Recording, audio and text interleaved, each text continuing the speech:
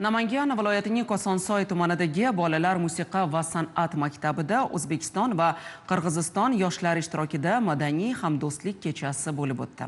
Unda Qirg'izistonning Jalolobod viloyatidan kelgan Usena Albayeva nomidagi musiqa maktabi o'quvchi va o'qituvchilari o'z milliy kuy-qo'shiqlari bilan ishtirok etdi. Tadbirda musiqa orqali nafaqat madaniy almashinuv, balki xalqlar o'rtasidagi do'stlik va o'zaro hurmat ham namoyon bo'ldi. Mehmonlar uchun mahorat darslari tashkil etilib, ta'lim jarayonidagi zamonaviy yondashuvlar bilan tanishish imkoniyati yaratildi.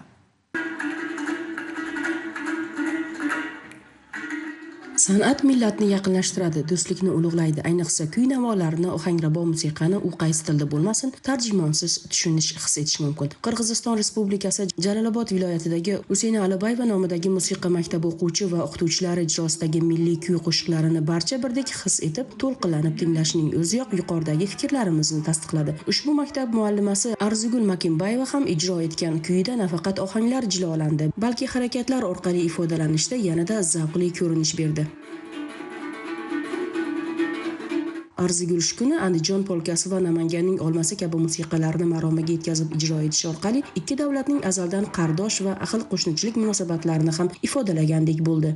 Biz o'quvchilarimiz bilan birgalikda O'zbekiston mamlakatining o'quvchilari bilan tajriba almashib, shig'inlashib, qo'shilib, yaxshi ma'noda tajriba almashib ketaylik deb keldik. Biz buyursa, yaxshi ma'noda konsertimizni qo'yamiz. Hozir shu yerda o'tirgan qizlar bilan biz o'zimiz rubab bilan qo'miston qo'shniqsida guylarni o'ynadik. Men o'zim Qarazgo'y degan kuyni o'ynab berdim. Ata Ulug'bayevning kuyisi, al qo'l o'ynatma, jelkaga chiqqan, har qanday yerga tushirib, aylantirib, shunday texnikalarni qo'llangan ayoybat o'ynab o'tirgan kuylardan biri.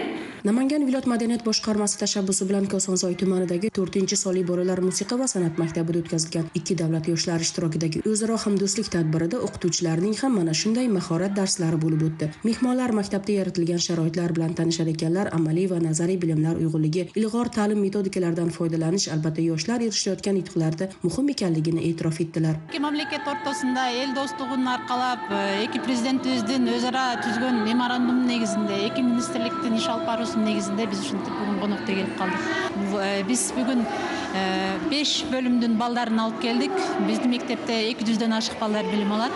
Биздин балдар сиздер менен иштешип атканына, биздин балдар ушул жерде өнөр тартуулап, баарыбызды музыка бириктирип турганына биз абдан кубанычтабыз. Kun yakunida maktab sahnasida o'zbek, qirg'iz kuy-qo'shiqlari yangradi. Ijrolarda nafaqat do'stlik, tinchlik va mehr-muhabbat ulug'landi, balki musiqa va san'at yo'nalishida hamkorlikni yanada rivojlantirishda ham Namangan va Jalolobod viloyatlari madaniyat bo'limi rahbarlari bunday uchrashuvlarni boshqa san'at maktablarida tez-tez o'tkazib borilishi tarafdori ekanliklarini bildirdilar. Umida Qo'shoq va Zamon informatsion dasturi uchun Namangandan.